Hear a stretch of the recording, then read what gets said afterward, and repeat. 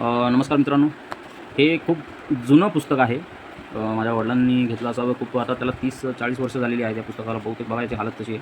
खूप जुनं पुस्तक आहे. ते माझ्या हाती लागलेलं आहे. आणि हे साधंसुधं पुस्तक नसून यामध्ये प्रकारचे आजार जे पण काय असतील हे बघा, जसे की गजकरण, सर्व प्रकारचे हे बघा, दात उपडणे, टाळू रोग, जंत कोणाला झाले असतील, असे सर्व प्रकारच्या आजारांवर आयुर्वेदिक उपचार सांगितलेले आहे. आणि खूप जुनं पुस्तक आहे. तुम्ही बघाल तर याची अवस्था आता अशी झालेली आहे, परंतु खूप प्राईसलेस असं बोलू शकतो आपण. असं पुस्तक आहे.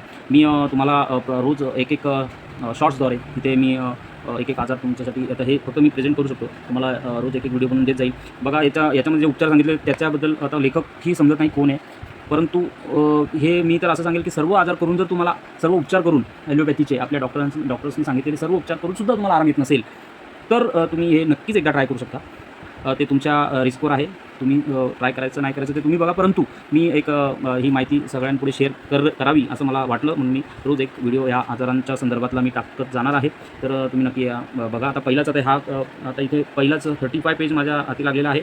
इथे त्याच याच्यावर 8वा म्हणजे पहिलाच पेज आता हाच राहिलेला आहे. 8वा जो आहे तो गजकर्ण आहे. तुम्ही या स्क्रीनशॉटसुद्धा घेऊ शकता या व्हिडिओचा. नंतर मी तुम्हाला वाचूनही दाखवतो.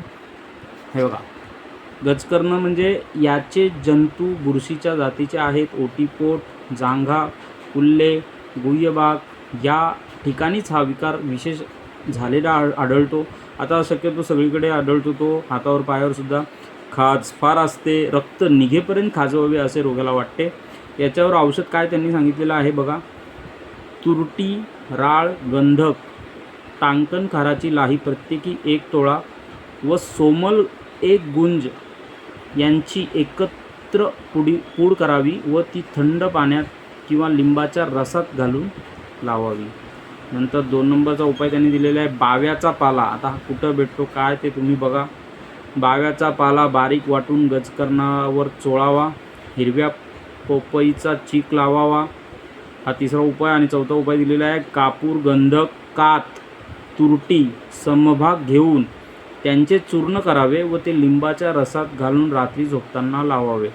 मित्रांनो, हा उपचार तेव्हाच करा जेव्हा तुम्ही सर्व ॲलोपॅथी औषधं डॉक्टरांनी सांगितलेले सर्व करून दमले आहात. गजकर्ण हा तुम्हाला बऱ्याच जणांना माहीत असेल, खूपच कधीकधी वर्षानुवर्ष चालणारा आजार आहे. काहींना बरंही होत नाही तो. तर जर नसेल काहीच आराम तर मात्र करा, आणि तेही तुमच्या रिस्कवर. तर व्हॅल्युएबल माहिती वाटली म्हणून मी तुमच्याशी शेअर करतो आहे. थँक्यू.